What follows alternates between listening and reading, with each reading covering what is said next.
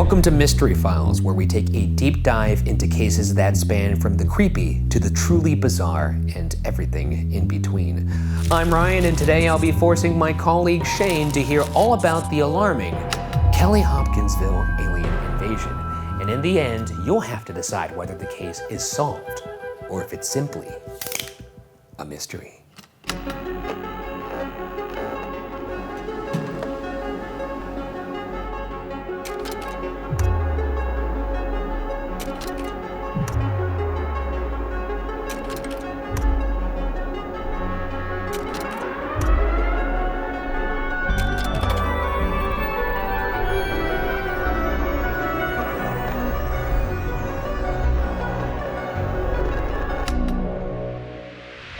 Tell me if you could guess what this one's about.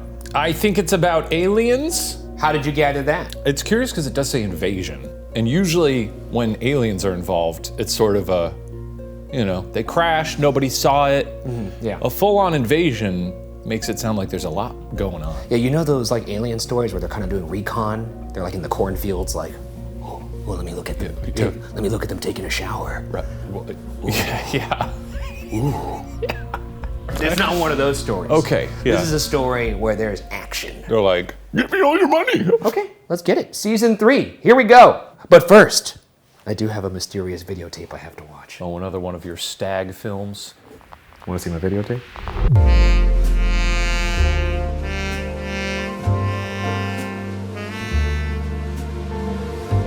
Oh, hey, wild thing. On the road, some things can get hairy. But thanks to today's sponsor, it doesn't have to stay that way.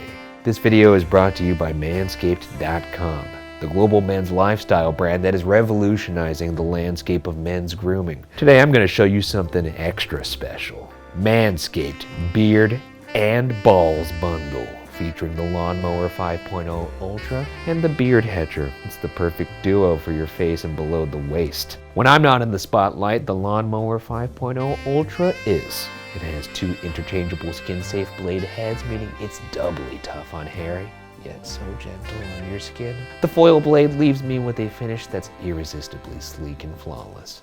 Grooming in the shower is effortless since this trimmer is waterproof. It's wireless, with up to 60 minutes of runtime on a single charge and equipped with a dual LED spotlight for precision. You know, like when they shut off your lights because you forgot to pay your bill when on the road. You could still see what you're doing. This trimmer has 3 comb options to control your preferred hair length, a constant RPM, and a handy travel lock, so my bag won't vibrate when going through security. Ooh. Now let's talk about the moneymaker.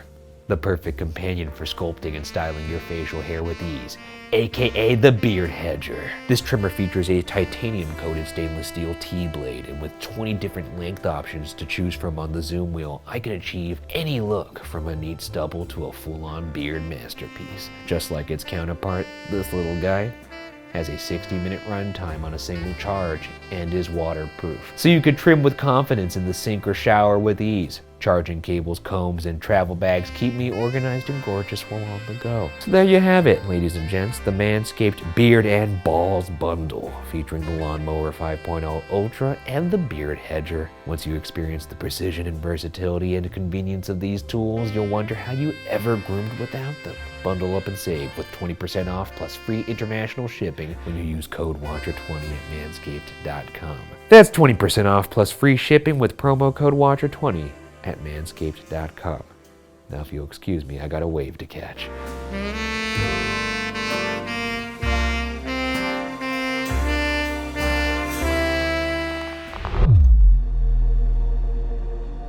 The sun was setting in the small town of Kelly, Kentucky, as Billy Ray Taylor went outside to get some water from the well and saw a bright object streak across the sky above the farmhouse, then crash to earth. He ran inside and told everyone what he'd seen, but Billy Ray was a known joker, and they didn't believe him. Billy Ray was in Kelly visiting his 25-year-old friend, Elmer Lucky Sutton, who he worked with at a traveling carnival that had stopped about an hour north in Evansville, Indiana. You had some hicks. Can you say that? Yeah, I mean, I say that lovingly, affectionately. Can you say that now? Yeah, no, it's fine. Is that just like only white people could say that kind of thing? Is that like your version of that? Maybe. Okay. 2 were staying at the farm owned by Glennie Langford, Lucky's mother. And Just to go back to what we were saying before, because I do want to clarify. This is some good hit content. Yes. We got Billy Ray. I don't know if we should say that. What if we call them carnies? Because they're traveling for the carnivals. Carnies I'm saying they are carnies in Kentucky. You got Billy Ray and Lucky Sutton working at the carnival in Kentucky. That's good. Okay, it feels like you're mocking. And I want to be clear, mocking the locals. Is what I it feels have family in Kentucky. It's okay. Well, I could tell that by just looking at the mustache. The 2 were staying at the farm owned by Glennie Langford, Lucky's mother, and Billy Ray and Lucky were accompanied on the weekend trip by their wives, Vera and June. It was a hot night on Sunday, August 21st, 1955, and Lucky's brother, John Sutton, and their half-siblings, Glennie's 3 youngest children, all under the age of 13, were also home. Glennie's second husband, Oscar Langford, had died the year before, and the whole group had attended a revival, a Southern Baptist church service earlier in the day, and now we're playing cards. What do you think about these folks being literal traveling circus folk? Seems cool. Seems like a fun way to live. Does that give them more or less credibility in your mind? I don't think it has any bearing on their credibility. That's very nice of you. Yeah. I wouldn't have expected that. I've met a lot of carnival folk in my day. Can you say carnies? Is that allowed now? I'm calling them carnival folk. I don't doubt that, I don't think they'd take any offense to carnies. Yeah. Carnies are, it's a trade. The reason why I'm setting this up is because perhaps there might be some extraordinary details about to happen. I want to, if there's any carnies in the comments, shout out, give us a holler. Shout us out. Solidarity with the carnies. Kelly, Kentucky is a small town off of US Route 41, about 8 miles north of Hopkinsville. In 1955, there were only about 50 people spread out in the 1-mile radius of the town, which had a grocery store, a restaurant, a service station, and a couple of churches. Alien invasion and UFO movies like Invasion of the Saucer Men and Earth versus the Flying Saucer Men were popular at the time, but there's no reports that the group had seen one recently. Billy Ray wouldn't shut up about what he'd witnessed, so Lucky, who had his nickname tattooed on his knuckles, went out with him to take another look. That's when they saw something come out of the woods. Now, descriptions vary, but they described them as 3 to 4 feet tall. Looked like the bones of a skeleton with shiny metal over them. And when they ran, their legs looked like fluorescent lights flashing. They had webbed hands with claws and sharp pointed ears. Lucky said while his daughter would later say her dad described them to her as little silver beings, 2 to 3 feet tall, with big ears, big glowing yellow eyes, and long arms. They seemed to float atop the ground. Terrified, Billy Ray and Lucky ran back inside the house. What is your instant reaction of this? You're rented an Airbnb out in the countryside. Your 2 friends come out. They come back in. Oh, it's me. Yeah. Shane, I just saw a little metal man. Yeah. He had fluorescent little legs and he was floating. I mean, I guess I'd ask you to take me out there to see it. Right? That's actually fair. Yeah. I think they're lying. Now, Billy Ray, known to be a joker, but Billy this Ray's is a joker. pretty imaginative description of an alien. I could imagine that. That's true. I guess it's not like, this is. I'll do a different one. Big yellow being, 7 to 8 feet tall, small ears, tiny, non-glowing, red eyes, short arms, walked on the ground. When did you see this? Made it up. That was good. That was really good. Gotcha. Then, all of a sudden, Lucky's mom, Glennie, spotted a creature with long arms and talon-like hands raised in the air, approaching the back of the house. While she hid the kids under the bed, the men grabbed shotguns and rifles. Billy Ray ran outside and the creature grabbed him. But when Lucky shot at it, instead of the bullet piercing its skin, quote, it floated to the ground and rolled away. The door quickly shut to the outside.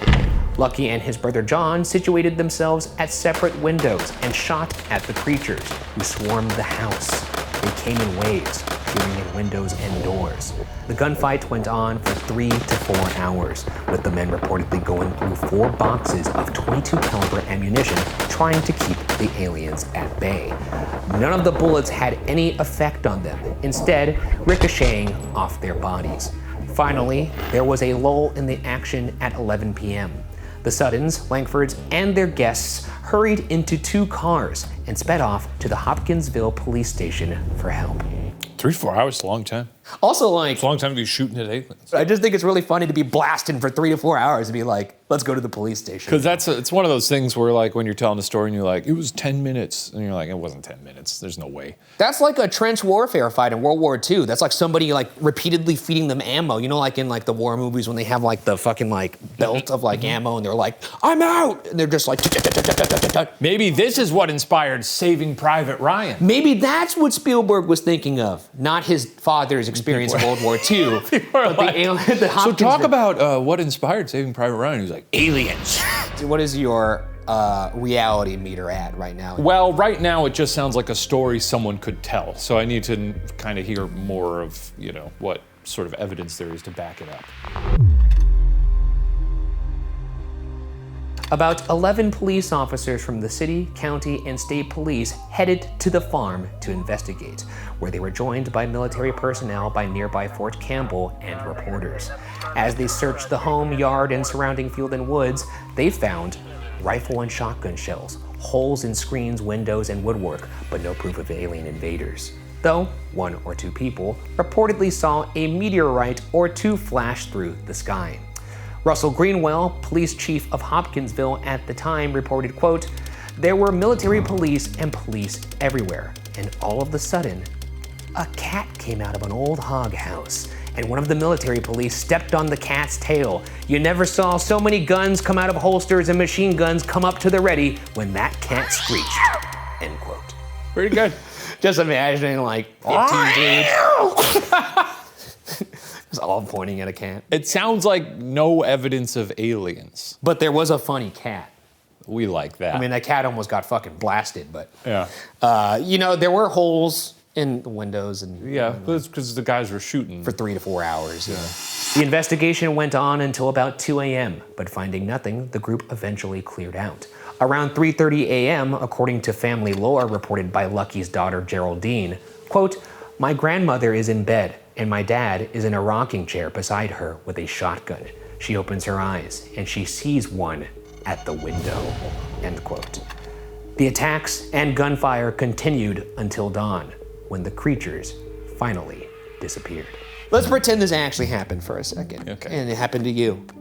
And you take a shotgun, you shoot it at this like metal man being, and the bullets just stop and fall. Are you realistically continuing to shoot at it for 3 to 4 hours? Probably not, but if anything, I would keep shooting at it to keep it away. You know? Maybe it's not hurting them, but if I'm firing it at them, I don't know, maybe it spooks them a little bit. Maybe this is just the pacifist inside me. I shoot this thing, the pacifist inside me shoots it with a shotgun. Shooting it with a gun. Shoots it with a shotgun. Yeah. The bullets fall to the ground. I'm going, my bad. I take the gun, I kick it towards them. Like, I realize and I'm then what? outmatched here. Do they take you?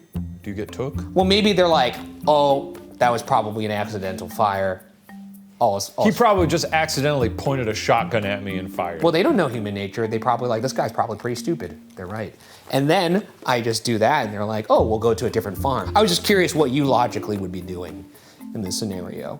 I feel like I would call the police, you know, from the get, but, you know, I'm not Billy Ray. You're not Billy Ray, that's true. I ain't Billy Ray. You ain't Billy Ray, you're Midday.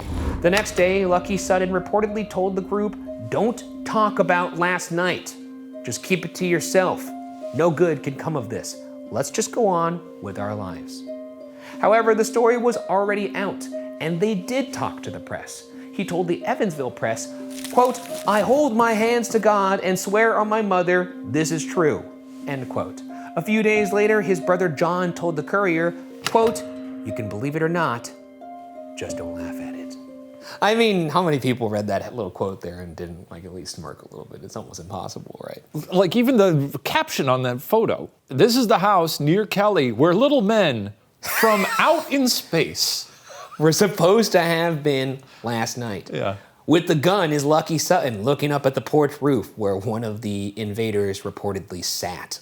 I just love Just sitting there kicking its feet. It's like barely headlines. Little men from out in space were here last night. The story spread. Their descriptions of the creatures exaggerated, becoming little green men, and they drew a large following. Many paid a visit to the Langford farm to see for themselves, wait for the aliens to come back, and take souvenirs from the property. Supposedly, a dead circular patch of grass had formed on the property, drawing more visitors. County deputies tried to keep trespassers away, but Glennie couldn't take it. She sold the farm within 2 weeks. It wasn't just that the crowds were annoying. Quote, she was afraid the aliens would come back, reports her granddaughter. Now, this is unfortunate. You know, like, we deal with this sometimes on Ghost Files, our other files show. The idea that if somebody has a haunted house, there is an incentive there to perpetuate the story, I suppose, so that people come investigate the haunted house. This is a case where there is no incentive for them to perpetuate this alien story because people were just coming to them and bothering them and trying to take shit from their house. Well, she sold the house immediately, which I find to be very compelling because if you're looking for attention, it's a pretty extreme measure to take to get the attention off of you. I mean, I would be curious to know how much they sold it for. You know, with added attention, someone was like, I can monetize this. I'm gonna buy this, turn it into like, you know, come see where the aliens were. I saw some beef jerky here or something in the gift Alien shop. jerky, yes, yes, yes. In the years that followed, the group didn't talk about their experiences.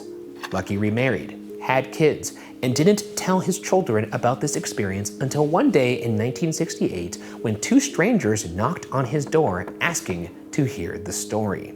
He took the kids to Kelly to show them the sights, and his daughter reports, quote, the well was still there, and the old house still stood, and back in the field was the huge, perfectly round circle of dead grass, end quote. Even after the story was out, she says, quote, it was very rare to get my father to speak of it. You could tell it really bothered him. And when he did, quote, the look in his eyes never changed when he spoke, and the ghostly pale color of his tan skin would always come. The night changed his life, and the days after that made him bitter, end quote. Lucky died in 1995. Why would it make him bitter? Well, because people think he's crazy the rest of his life. Well, that's what you get for making up a story. But, well, what if he didn't make up the story? Nah, he's crazy. That's what I'm saying. I'd be bitter too. If this happened to me and I was like, I don't know what to tell you. I shot at this thing for 3 to 4 hours and nothing happened. And then for the rest of your life, everyone's like, that guy's got a couple screws loose. Well, the other thing you could do is not tell anyone. For what it's worth, he did say we shouldn't tell anybody. He was in the paper, photographed, going, Well, I mean, the police came, reporters this is came. where I saw him. Okay, so I see aliens, I tell everyone about it, nobody believes me. Whatever. Why am I gonna be bitter about that? Well, because that's what you're gonna be known for the rest of your life. Well, so be interesting, you know, do other things.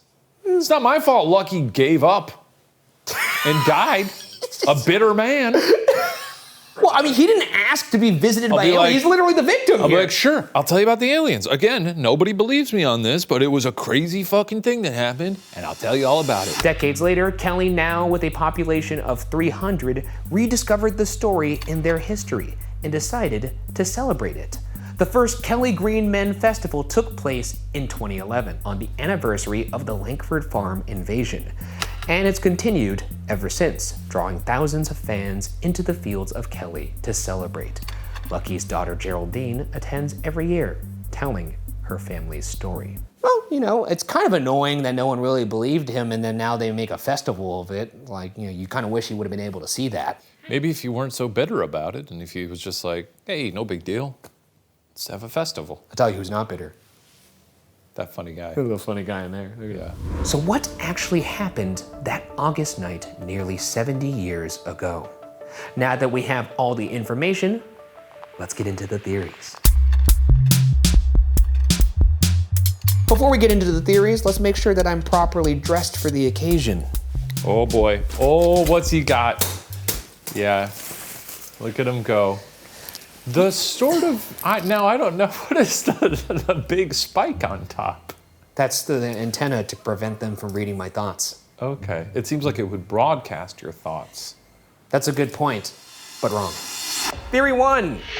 It was something from the nearby military base. As I mentioned, Army Base Fort Campbell was just 20 miles down the road, and they tested aircraft there. It could have been any number of things. Night practice flight maneuvers testing new technology, and civilians wouldn't have been privy to the truth. Lucky's daughter, Geraldine, has called this theory wishful thinking.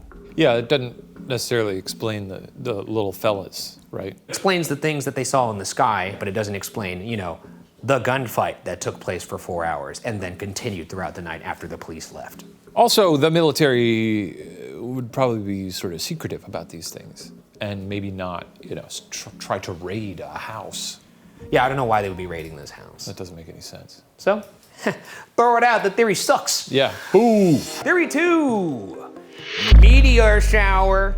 The Perseid meteor shower happens every year and peaks in mid-August, right around the time of the Langford Sutton family's experience. It's one of the most voluminous showers with 50 to 100 meteors per hour, many with wakes of light and color left behind them as they streak across the sky. I've seen the Perseids. I wouldn't confuse them for... Did you shoot at them with shotguns? No, I didn't start shooting a gun at the Start sky. hooting and hollering? No. I mean, when you were talking earlier about things in the sky, I assumed probably just meteors. But again, doesn't necessarily explain the bulk of what happened. So to this one, we'd say, boo. I'd say boo. Another boo. Bad. If anything, it explains one half of the incident, but not the one that's actually injured it. Maybe all of these together will explain what's going on. Yeah, we're weaving a quilt. Yes, a yes, theory yes. quilt, Yes. if you will. Theory 3.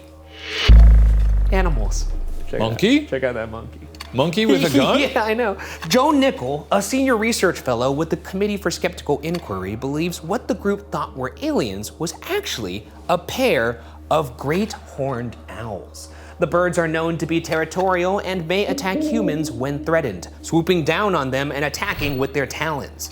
What the group perceived as shining bodies could have just been reflections from the farm lights. However, this territorial behavior typically occurs during nesting season, which is in winter, not when the incident took place. Now, there have been cases in the world at large in the past where an owl may be the culprit, namely the staircase incident. I don't believe this is the same thing. Yeah, because owls are, they swoop. They'd be swooping. They don't necessarily sort of walk, through the woods. No. And cause bullets to... I'm pretty sure if I shot an owl with a shotgun, it would explode. Tell me about these monkeys. I just thought they're cool. Monkeys, it could be a monkey. Look at that guy. Wait, did anyone put forth that theory about monkeys, or you're just saying that? It could be monkeys with guns. Well, it's not a gun, he's on a branch. Yeah, but it says... look how cute he's looking. That's what you're Oh, not monkey plus gun equals dead monkey. Yeah. Another belief that has circulated over the years is that a traveling circus, not the one Lucky and Billy Ray worked for, by the way, had stopped nearby and some monkeys had escaped. Lonnie Langford, one of the kids in the house that night, said later, quote, "These simply was not monkeys. Monkeys don't wear silver suits," end quote. While others have simply pointed out that monkeys would have bled and died if they'd been shot. Oh, monkeys bleed. They do bleed. Yeah. Theory 4. It's right here. They drunkenly... Nobody ever talks about if aliens have balls. That's a thing, right? You interrupted Theory 4 for that? Sorry, go ahead. Theory 4, they drunkenly imagined the aliens. This was the reigning theory at the time for those who weren't busy ripping the house apart for souvenirs.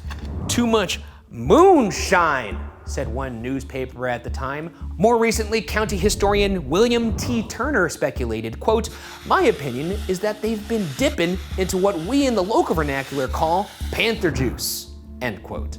One of the sheriffs who'd investigated said, quote, "I think it was imagination that built up from talk. They just got themselves worked up over nothing," end quote. And Air Force Major John Albert told the Center for UFO Studies that Glennie Langford had recently sent away for a Christian publication that for some reason had an image of a monkey painted silver. He believes the picture was so disturbing to her that she projected it onto whatever was out there that night. However, her son Lonnie says that while his brothers drank some, quote, My mama never allowed it in the house. There was no alcohol there that night, end quote. Alcohol doesn't make you hallucinate. No, not unless it's like, in conjunction with something else. Right. I guess if you were really drunk and saw monkeys in the woods, maybe then you could sort of hype each other up into a shared delusion. A frenzy, but I don't think we would then be like, I'm gonna imagine and hallucinate a 4-hour gunfight. And glowing yellow eyes and then silver skin. Bullets that stop like Neo. Yeah, so, I don't know. I don't know about this Don't know one. about that one. Theory 5. It was aliens. You don't know that yet. Okay. Aliens. Yeah. Oh no! Why are you dancing? Thank you. So nice of that alien to drop by. Nice little flourish. And give a little bit of a cameo. I can't believe we booked him. That's It's crazy. incredible. Glennie was a highly respected woman in Kelly. Even then, police chief Russell Greenwell, while not convinced of aliens, told his wife, quote, "I don't know whether the lady had really seen something or the people there had scared her, but she was really sincere in what she thought she had seen," end quote. The whole family stuck to the story over the years, never wavering, though the adult witnesses have since passed on. Of course, it's since emerged that from 1947 to 1969, the Air Force investigated unidentified flying objects in a project known as Project Blue Book, and reportedly they did investigate this incident. That's the entire file right there. Yeah, I'm not a big alien guy, I don't read up on them. I mean, they obviously have a little bit more, credence to them now that the military and the government has officially announced that they are looking into them. That ain't doing much for me though. Like I said, show me the pics. I mean, there are some pretty compelling videos from cockpit cabins. They're all baloney. I just want to see It's a cockpit cabin from an actual pilot. I'm saying if the government has aliens, show me a video where they're like, all right, we got one right here. Here he is in a little cage. More recently, in 2023, veterans testified in Congress about the military's knowledge of unidentified aerial phenomena. So, what do you think, Shane? I think they're liars. It's not a theory. Maybe it's a combo of meteor shower, Drankin, animals. It's all three. They're drunk, there's meteors, so they're primed to be like, what's going on? Maybe there's an owl, maybe there's a monkey. But then they're shooting at it, the bullets dropping, all that stuff. That would have to be fabricated. To me, it's either it happened or it didn't happen. I do believe that people may believe something happened. It's that thing, eyewitness accounts are notoriously, unreliable. And yet weirdly specific, though? I don't know. A lot of weird details in this one. I think it's baloney. Although we can't know for sure what happened that night in Kelly, Kentucky, perhaps we'll soon know more about whether extraterrestrial life is out there. But for now, this remains a mystery. It's a mystery. We don't know. Well, it's a mystery. It's officially a mystery. We don't know. It could be real, could be not. They could be liars. They could be telling the truth. Fun to think about, fun to talk about, even if it seems unlikely. I disagree. You disagree that it's fun to talk about? No, I think it happened. I'd like to think it happened. I realize anything I say right now is going to be kind of just watered down by the fact that I'm wearing a tinfoil hat. I completely forgot I had it on somehow. My head's very hot. Is it keeping the heat in there? Yeah. Well, we'll see you next week. Why would you put? Wow, that really, it was too big for me and it barely fit on your head. Oh yeah, you've got a little head, I've got a big head.